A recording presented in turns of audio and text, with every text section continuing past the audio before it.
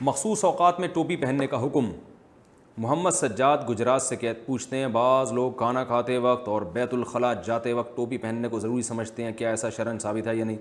بھائی ضروری تو نہ سمجھے، ضروری ہونے کی تو کوئی دلیل نہیں ہے، بہتر ہے، کیونکہ ویسے سر ڈھانپنا پیغمبروں کی سنت ہے، اور اس کا فلسفہ کیا ہے، شیطانی وساوس سے انسان کی حفاظت ہوتی ہے، تو اس لیے بعض علماء نے کہتے ہیں کہ بیت الخلاء میں بھی شیاطین کے وساوس زیادہ ہوتے ہیں، تو سر ڈھک کے جائیں گے تو اللہ کی رحمت سے امید ہے وہ وسوسے کم پیدا ہوں گے۔ ایک بات ہے، کوئی شرعی دلیل نہیں ہے، اس لیے افضل ہے کہ آداب، بلکہ افضل بھی نہیں کہہ سکتے، ایک ادب کا تقاضا ہے، جیسے کوئی بڑا آپ کے سامنے آئے تو اس کے سر ڈھانپ کے بیٹھنا چاہیے۔ اب اس پہ کوئی قرآن و حدیث میں کہاں لکھا ہے بڑوں کے سامنے سر ڈھانپو؟ تو بھئی ایک عرف میں، اور خود حدیث سے بھی ثابت ہے، آپ نماز پڑھتے تھے سر ڈھانپ کے، تو ایک ادب سمجھا جاتا ہے اس کو۔ تو اس لیے واش روم میں بھی اگر آپ جاتے ہیں تو وساوس سے بچنے کے لیے کوئی اگر سر ڈھانپ کے جائے تو یہ زیادہ بہتر ہے۔ کھانا کھاتے ہوئے بھی سر ڈھانپ لیں تو بھی ٹھیک ہے، نہیں ڈھانپے تو بھی ٹھیک ہے، یہ کوئی ایسی ضروری چیز نہیں ہے۔ بھووں کے بال ملے ہوں تو کیا کاٹ سکتے ہیں؟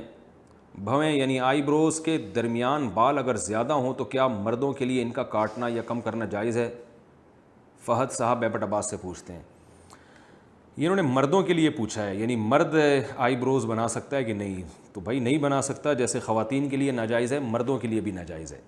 البتہ خواتین کے بال اگر بہت زیادہ گھنے ہیں، یہ جو حدیث میں آتا ہے نا کہ آپ صلی اللہ علیہ وسلم نے آئی بروز کے بال عورت کو نوچنے سے منع کیا اور اس عورت پہ لعنت فرمائی ہے، تو علماء کہتے ہیں اس کی علت ہے تغییر خلق اللہ، یعنی اللہ کی بنائی ہوئی شکل کو بگاڑ رہے ہیں آپ۔ تو اگر کسی خاتون کے بال بہت زیادہ بھدے ہوں، یعنی ایسے ہوں کہ وہ خلق اللہ اس طرح ہوتی نہیں ہے، بالکل ملے ہوئے ہوں اور بہت گھنے ہوں، بہت ہی برے بھدے لگ رہے ہوں، بالکل واضح فرق ہو، تو پھر اس خاتون کے لیے گنجائش ہے کہ وہ شوہر کے لیے زینت اختیار کر سکتی ہے، اور اتنے کہ وہ نارمل خواتین کی طرح ہو جائیں، ایسا نہیں کہ وہ خوبصورت بنائے اپنے آپ کو، باریک وہ بنانے کی کوشش کرے، ایسا نہیں، بلکہ اتنے جتنا عام طور پر خواتین کے بال ہوتے ہیں اس حد تک نوچ سکتی ہے۔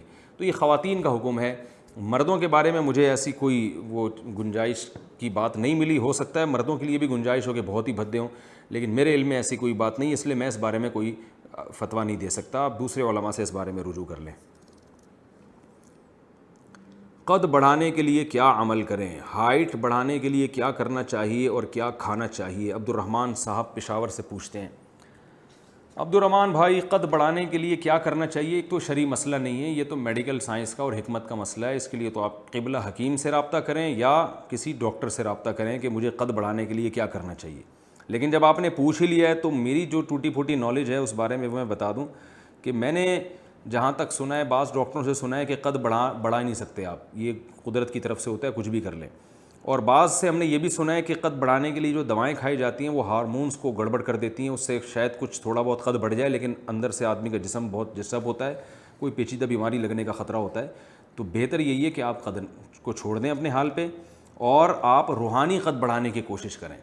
بعض صحابہ چھوٹے قد کے تھے، کارنامے ان کے بڑے بڑے تھے، دنیا میں ایسے بہت سے لوگ گزرے ہیں جن کے جسمانی لحاظ سے قد چھوٹے تھے مگر کارنامے انہوں نے ایسے کیے کہ اس لحاظ سے روحانی اعتبار سے ان کے قد بہت بڑے تھے۔ تو آپ کو چاہیے کہ آپ اپنی جسمانی ہائٹ کو بڑھانے کے بجائے آپ روحانی ہائٹ کو بڑھانے کی کوشش کریں، اس سے آپ کی عزت ہوگی دنیا میں بھی اور انشاءاللہ آخرت میں بھی۔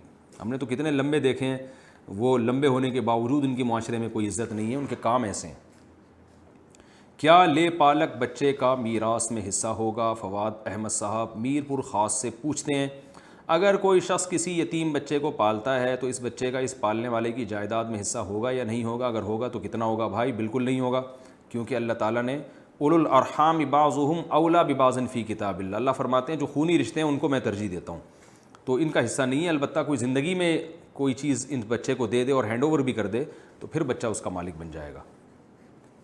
ہاتھ کی لکیروں کی کیا حقیقت ہے؟ اسلام میں ہاتھ کی لکیروں کی کیا حقیقت ہے، اس بارے میں دلائل سے رہنمائی فرمائیں۔ بنت عبداللہ کراچی سے۔ بھائی دلائل ان سے پوچھیں جو کہتے ہیں کہ ہاتھ کی لکیروں کی کوئی اہمیت ہے، دلیل کا مطالبہ اس سے کیا جاتا ہے جو دعویٰ کرتا ہے، تو اسلام میں اس کی کوئی حیثیت نہیں ہے۔ یہ ہاتھ میں لکیریں بنتی ہیں مٹھی بند کرنے کی وجہ سے، تو یہ بنتی ہیں، تو پیشانی پہ بھی لکیریں بن جاتی ہیں، جو ہر وقت یوں یوں کر کے رکھتے ہیں ان کی پیشانی پہ بن جاتی ہیں لکیریں، اور جب انسان بوڑھا ہوتا ہے تو پھر پوری لکیروں کا مجموعہ ہوتا ہے وہ، کیونکہ اس میں سلوٹیں اتنی پیدا ہو جاتی ہیں، پھر اس میں پوچھو کہ چہرے پہ جو اتنی لکیریں بزرگ کے پڑی ہوئی ہیں ان کی کیا حقیقت ہے، اور ان کے جو ہے وہ بازو پہ اتنی سلوٹیں آ گئیں اور یہ لکیریں کیا پورے پورے گڑھے بڑھ جاتے ہیں، تو اس کی کیا حقیقت ہے؟ اب میں کہوں اس کی کوئی حقیقت نہیں، آپ نے دلیل سے ثابت کریں۔